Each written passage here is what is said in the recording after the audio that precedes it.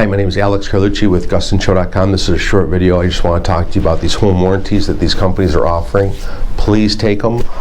If you don't have one, please buy one right when you close on your house, so your first year is not riddled with you repairing things that they somehow managed to put a little duct tape on the stove and make it work, and then you move in a couple days later it falls apart and everybody misses it. So definitely get your appliances and your furnace and your water heater, all that stuff insured with a home warranty. It's like a $600 per year your first year, and that'll fix anything that breaks in your house that it covers in the policy. So make sure you read the policy, see what it covers.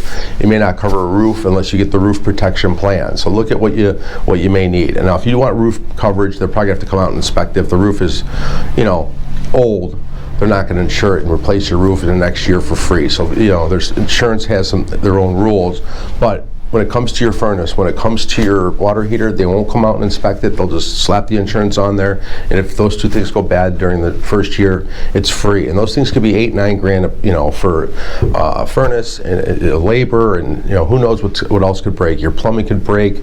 Get that stuff with the home warranty. I recommend it. Please give me a call if you have any questions. 630-915-7550. My name's Alex, and please subscribe.